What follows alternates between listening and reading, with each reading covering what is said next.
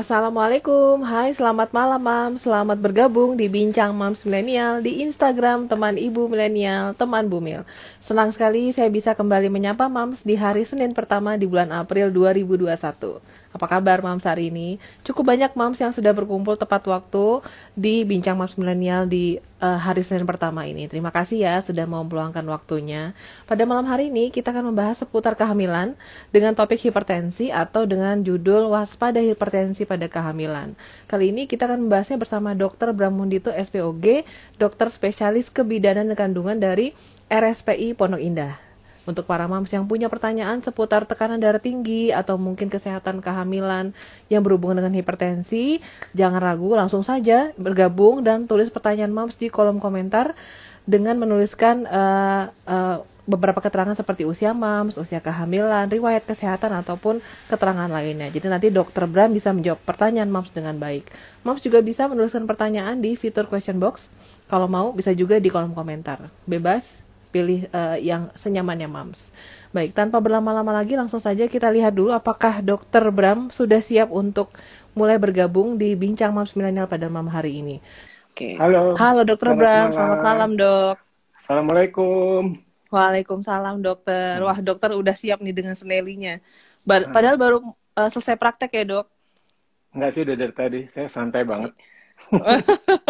Baik, Dokter Bram, terima kasih waktunya. Pastinya Dokter Bram adalah dokter yang sibuk, bisa meluangkan waktu untuk Instagram Live Teman Bumil. Dok, mungkin beberapa nih saya lihat adalah pasien Dokter Bram, tapi mungkin juga beberapa masih perlu kenalan nih sama Dokter Bram. Jadi sambil Dokter Bram memperkenalkan diri, mungkin dokter juga ingin menyampaikan penjelasan singkat seputar topik kita malam hari ini. Silakan dokter. Ya, selamat malam Mams. Panggilnya Mams ya. Saya bisa panggil Ibu. Selamat malam Ibu-Ibu. Iya dokter. Semoga selalu sehat semuanya ya.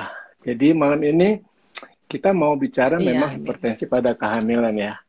Jadi nanti mungkin kalau tanya jawab lebih enak. Yang jelas cuma satu, hipertensi itu jelas tekanan darahnya di atas 140/90. Siapapun mau hamil maupun tidak hamil. Baik, oke. Jadi udah jelas tanpa ini ya dok, tanpa berpanjang-panjang. Jadi apa yang dinamakan hipertensi ketika tekanan darah tingginya 140/90 di atas itu ya dok ya?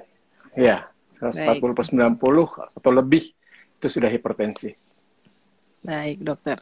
Oke, saya sambil menunggu pertanyaan dari mams terkumpul, mungkin saya ingin nanya-nanya dulu nih ke Dokter Bram dok. Sebelum nanti pasti pertanyaan mams lebih beragam lagi. Nah ini sebenarnya gimana sih dok kehamilan bisa mempengaruhi tekanan darah? Karena kan katanya produksi darah atau volume atau aliran darah meningkat saat hamil. Tapi gimana sih dok sebenarnya bisa mempengaruhi kehamilan? Ya sebetulnya kehamilan itu karena adanya hormon ya. Jadi satu karena hormon, terutama estrogen progesteron ya, itu membuat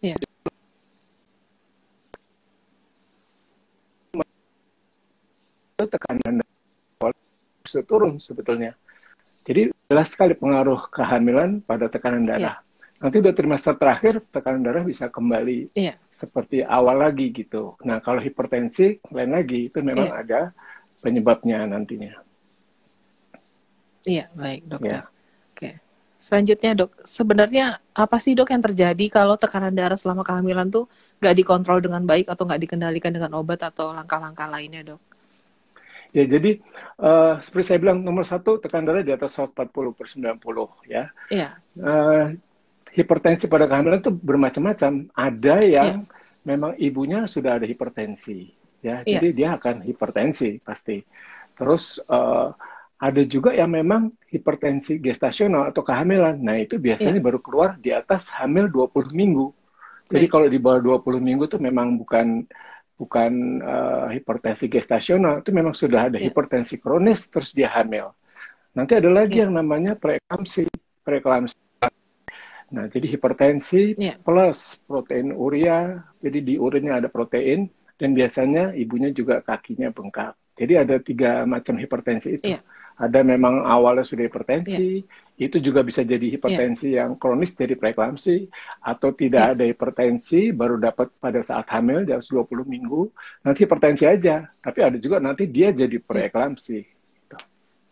Jadi kira-kira seperti itu. Nah, iya, nanti pasti juga banyak nih dok yang pertanyaan seputar preeklamsi, tapi ditahan dulu pertanyaannya. Nah, sebenarnya faktor risiko apa sih dok yang bikin hipertensi pada kehamilan ini menjadi lebih rentan menyerang pada kehamilan, Dok? Ya, kalau kita ngomong kehamilan sendiri yang bikin rentan ya biasanya kalau menikah terlalu muda ya. Jadi jangan muda-muda menikah. Jadi hamil di bawah 20 tahun. Ya, ada yang bilang di bawah 18 tahun ya, di bawah 18 tahun dan di atas 35 atau di atas 40. Risiko akan meningkat. Terus ibu yang sudah obes ya, sudah overweight, sudah gemuk ya. Ibu ada diabetes, terus ibu ada penyakit-penyakit bawaan, autoimun, SLE, terus ada juga ibu yang hamil kembar.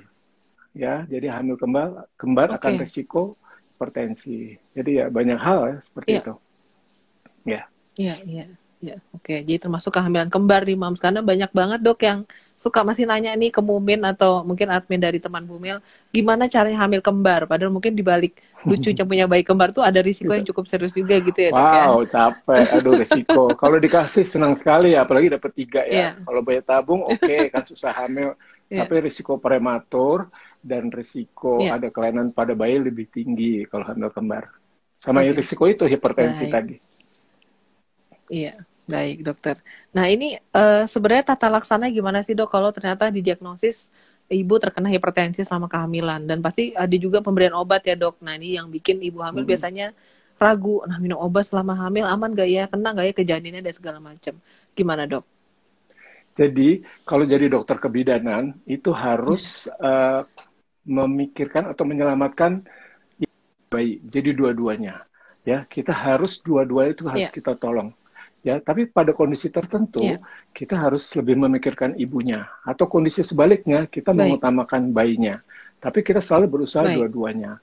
Nah, tata laksananya karena hipertensi pada kehamilan itu bisa menyebabkan ya ingat nih ibu-ibu ya bisa menyebabkan bayi kecil. Ya, terus biasanya dia ada penyakit yang lain, sering ada diabetes, ada kekentalan darah, ya. Jadi bayi bisa kecil, bisa lahir prematur. Ya, bisa juga bayi ada kelainan kalau dari kecil nggak dikontrol. Jadi kita prinsip utamanya kita akan tetap berusaha supaya tekanan darah kita kontrol. Tentunya sangat kasus demi kasus. Ada ibu yang memang tekanan darah sudah 180/120 misalnya dari sebelum hamil. Kita tidak akan menurunkan terlalu rendah karena justru itu tidak bagus untuk bayinya. Jadi di situ seninya. Tapi kalau memang dia baru naik dikit, kita bisa kembalikan ke normal. Itu satu. Kedua, kita harus monitor jangan sampai dia terjadi preeklamsi.